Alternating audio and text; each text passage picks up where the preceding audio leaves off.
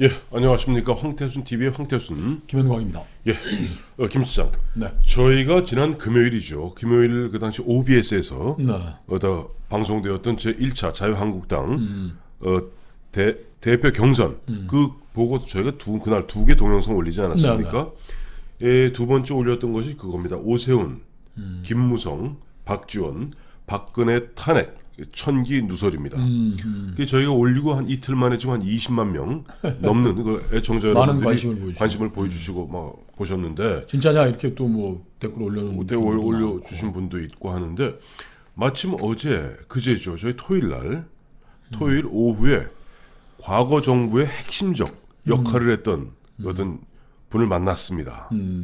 만났더니 그분이 마침 우리 동영상 잘 보았다라고 이야기하면서 정말로 살아 숨쉬는 그야말로 판도라의 상자를 열면서 저는 깜짝 놀랐어요. 저희가 내보냈던 저 보도에서는 뭐 탄핵하려고 그러는데 네. 동생 20석만 헐어내면 되고 어떻게 도와줄 수 없냐 그랬더니 40석은 뭐 만들겠습니다. 만들어져 있습니다. 있습니다. 뭐 하라 그래서 내가 탄핵을 추진했다는데 그분이 얘기한 건 좀 더 구체적인 내용이에요. 더 구체적이죠. 이미 보면은 박지원, 김무성 이 두 의원들이 그야말로 자주 어울리고 거기에 보면은 그 재미 교포 실업가 이모 씨도 함께 있는 자리에서 자기 이제 내가 거기 갔었다. 그리고 구체적으로 보면 이런 분위기였다는 겁니다. 박지원 의원과 김무성 의원은 박근혜 이제 탄핵시키고 목 잘라내고 그 다음에 개헌해서 이원 집정부제로 개헌을 하여 우리 자네하고 나하고 다 같이 한번 누려봄세. 그러니까 이원 집정부제라는 건 대통령이 뭐 외교 이게 대통령은 이제 형식상의 국가 원수적 기능을 하고 나머지는 이제 국회에서 선출하는 수상이 이게 수상이죠. 총리가 아닌 수상입니다. 의회를 장악하고 있는 우리가 뭐 해보자. 그 얘기가 박근혜 대통령 헌재 판결 나기 전에 이루어진 뭐 밥자리 술자리에서 그런 이야기를 했다는 거죠. 그 기가 막힌 게 그러니까 2016년 12월 9일 박근혜 대통령이 국회에서 탄핵 소추안이 가결되지 않았습니까? 네. 12월 9일 오후부터 시작해서 박근혜 대통령의 이제 직무가 정지됩니다. 그렇죠. 그리고 그로부터 무려 석 달 가까운 세월이 흘러서 2017년 3월 10일 박근혜 대통령 탄핵 소추가 결국 헌법재판소에서 인용되어서 대통령직을 잃게 되죠. 그러니까 정확히 12월 9일부터 1월 9일, 2월 9일, 3월 9일, 그러니까 한 90일 정도, 90일 사이에 이미 보면은 이 사람들은 박근혜 대통령 탄핵이 헌법재판소에서 받아들여질 것을 갖다 이미 확신했던 것 같아요. 그렇죠. 근데 확신도 했을 뿐더러 역시 제국은 뭐 외부의 침공보다는 안에서 무너진다 그러잖아요. 그렇죠. 그러니까 뭐 확신했다라는 거는 뭐 헌재 분위기를 자기들도 뭐 알 수 있는 상황은 아닌 거고 헌재 재판관들이 뭐 미리 얘기는 안 하는 거고. 그러니까 여권이라는 집권 여당이라는 게 사라져 버리니까. 그렇죠. 대통령이라는 게 뭐 헌법적으로는 많은 권한과 파워가 보장된 것 같지만 그냥 외로운 고아인 거예요. 그리고 이 집권 여당이 국회 탄핵안은 처리됐지만 헌재까지 가는 과정에서 스크럼을 짜고 좀 보호해주고 이렇게 해야지 또 헌재 판결이 달라지는 거 아닙니까? 그렇죠. 그런데 저도 뭐 그쪽 박근혜 대통령을 마지막까지 뭐 보좌했던 참모들 뭐 잘 아는데 저는 그 사람들 만나보고 깜짝 놀랐어요. 왜요? 아니 헌재 판결 나기 일주일 전쯤인데 거기 뭐 핵심적으로 도와주는 분들이 걱정하지 말라고 저만 있었던 게 아니고 여러 사람들이 있는 저녁 자리에서 그 아이가 뭐 수석 중에 한 사람이 와가지고 뭐 일주일 남았는데 이건 100% 기각이다. 우리가 뭐 헌재 그때는 집권 대통령이니까 직무가 정지됐을 뿐이니까 헌재도 알아보고 뭐 대법원 쪽에도 알아보고 뭐 다 해봤더니 기각이 되는데 그 중에 그 자리에 계셨던 한 분이 딱 잘라 얘기를 하시더라고요. 이 사람아 지금 큰일 날 소리 하지 마라. 나도 얘기를 듣는데 이거 인용될 가능성이 훨씬 더 크다고 지금 걱정들을 하고 있는데 자네들은 무슨 얘기를 그렇게 하나 하니까 박근혜 대통령은 외롭게 어린 고아처럼 고립이 되고 그 참모들은 여권이 자기네들을 백업을 안 해주니까 정보도 없죠. 제대로 된 정보도 수집이 안 되고 다른 나라에 산 거예요. 그러니까 여권이라는 사람들은 대통령 보호해줄 여권이라는 사람들은 이미 딴 생각하고 있었던 이미 거예요. 딴 생각해가지고 뭐 개헌한다고 좀 씩씩거리고 다니고 하니까 예. 대통령과 여권 분열이 그 방어 태세를 다 허물어뜨려가지고 박근혜 탄핵으로 가는 길을 스스로 열어준 셈인 거죠. 저는 헌법재판관 8분도 한번 양심에 손을 얹고 한번 생각을 해보셔야 될 것 같아요. 어떤 점에서? 아니 보면 사실은 보면 만장일치로 박근혜 대통령 탄핵안을 갖다가 인용하지 않았습니까? 후일 들리는 이야기들, 슬쩍슬쩍 나오는 이야기들 아직까지 진실의 소리는 안 나옵니다면은 살짝 비춰주는 그 행간을 읽어보면 그 당시 내부에서 치열한 논쟁이 있었다는 거예요. 네.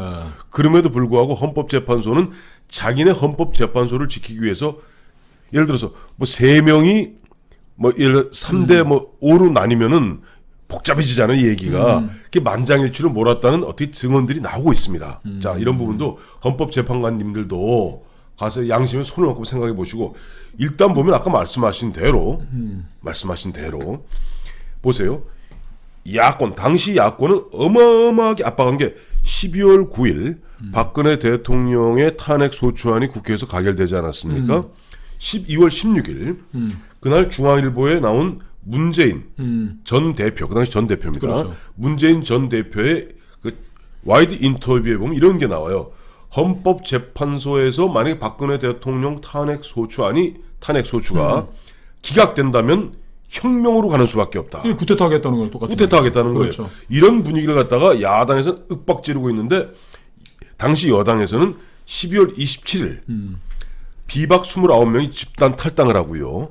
그 핵심이 김무성, 뭐 유승민. 이원 집정부제 개헌하겠다고 지금 내통을 하고 있는 상황이니. 근데 그 바로 김무성 이쪽이 보니까 박지원하고 가서 이원 집정부적으로 개헌하고 어쩌고저쩌고 하는데 마침 그날 반기문도 그 당시 아직 뉴욕에 있을 때예요. 반기문도 국내 언론과 인터뷰를 통해서 내가 대통령이 되면 개헌하겠다. 임기 단축도 가능하다고 꿍짝을 맞춰줍니다. 그러니까 반기문 씨도 그 보통 사람의 인지상정이라면 와서 박근혜 대통령이 감옥 간 때 아니죠.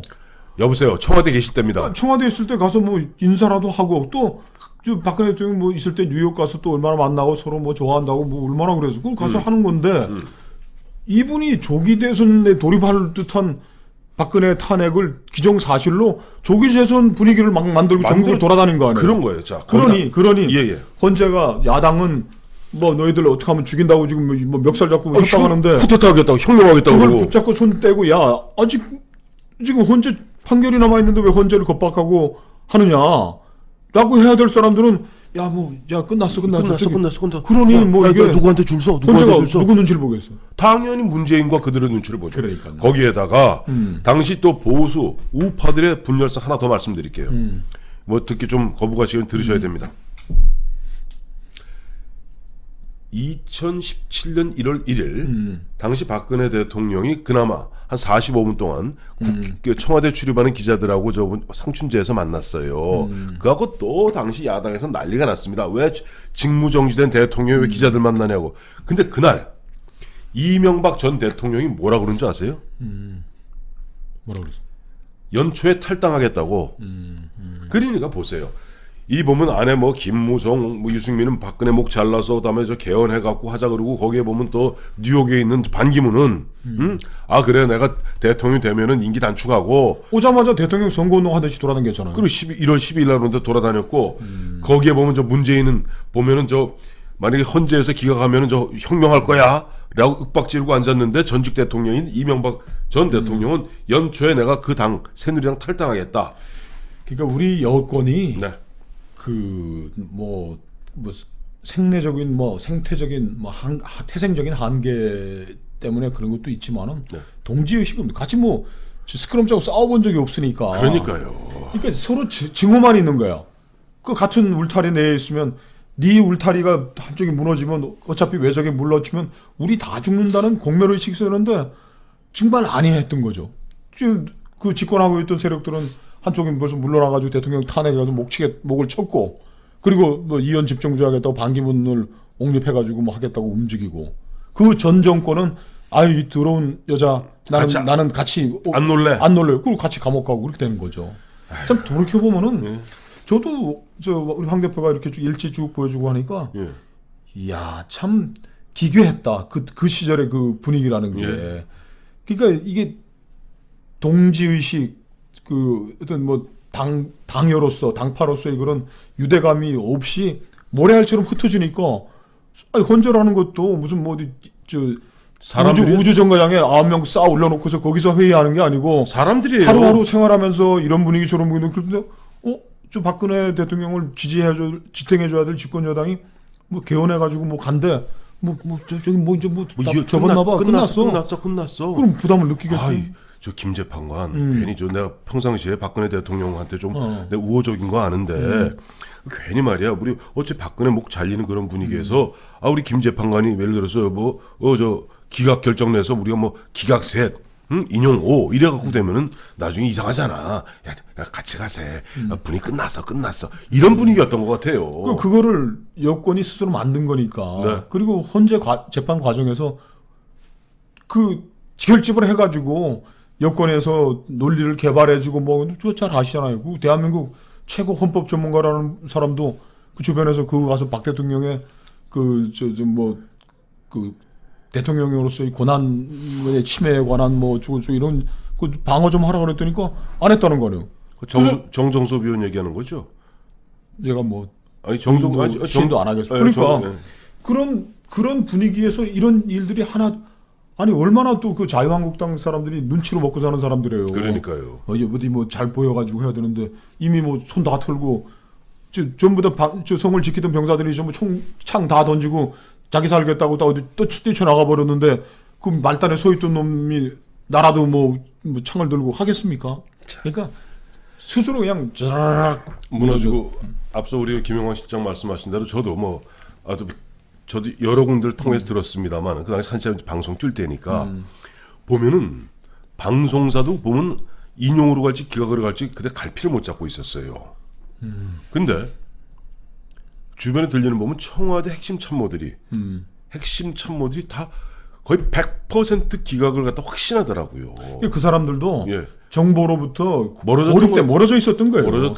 힘이 있고 어떤 뭐 그럴 때에 정보가 들어오는 것이지. 네. 여권에서 집권 여당마저 버린 대통령 참모한테 누가 제대로 된 얘기를 해주겠어요. 아이 걱정하지 마. 세상 이 그런 식으로 얘기했던 것 뿐이에요. 얘기했던 거예요. 야, 이 사람아, 그 장신들 외로운 거 아니야? 다 그 세상 뭐 헌재 재판관들도 뭐 귀가 있고 눈이 있는데 그런 결정하겠어라고 한 거지.